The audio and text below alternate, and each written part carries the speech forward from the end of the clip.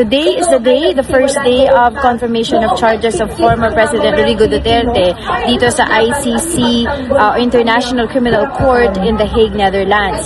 And ngayon, bago magsimula ito mamayang alas 10 ng umaga Hague time, ay kasalukuyang pong nagaganap muli ang protesta mula po sa Duterte Panagutin Network. Ito po, nasa likod ko. Ayan.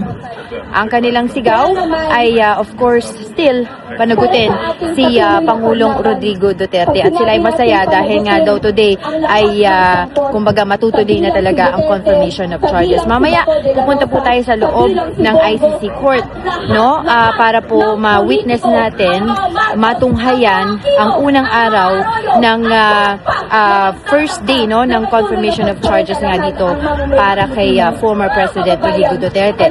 Sa first day ng confirmation of charges, asahan po natin ang opening statements mula sa prosecution, sa defense at sa legal, sa victims po, no, mula po sa kanilang legal counsel. So mamaya antabayanin po natin yun, ano. So ngayon ongoing pa rin ang rally.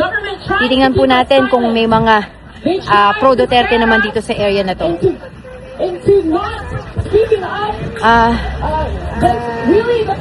Pro Duterte po, no? Pro Duterte po kayo, no? Pro Duterte.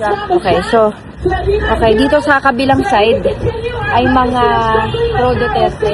Solid na solid. Dito po. Oo. Walang halong Okay, ayan po ang mga pro Duterte po ngayon. Katapat po nila yung mga nagrarally against former President Rodrigo Duterte. Ilang dito po ba kayo sa nakatira sa Oo, 25 years in Netherlands. Okay, so ano po pangalan niyo, ma'am? Ako si Jocelyn. Oo. Taga Cebu ako sa atin, sa Pilipinas. Bakit niyo po sinusuportahan si Pangulong Rodrigo Duterte? Ay, kasi may dalawa akong kapatid na lalaki na namatay dahil sa droga. Yung panahon ni Duterte, wala sila. Clean sila. Pag alabasan ni Duterte, yung youngest namin na lalaki, nagbigti. Dahil maraming droga, very rampant. In Camotes. That's why I'm very angry. Bakit po kayo nandito sa tapat ng mga nag-rally against Duterte? No. This is our place. Okay. We have an permit at 9 o'clock. Parating po yung mga kasama ninyo? Parating na po mga kasama Yes, ninyo? of course. Okay. Yes, of course. Kayo rin po yung mga grupo na pupunta doon po sa may detention center? Yes. Kayo rin Yes. po? Oo.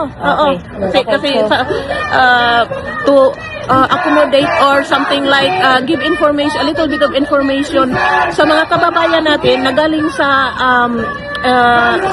dito lang sa Europe. May mga taga-Amerika nga, yung mga usually taga-Germany kasi yung neighboring countries lang, sa France and everything. Okay, sige, mamaya po. Maraming salamat.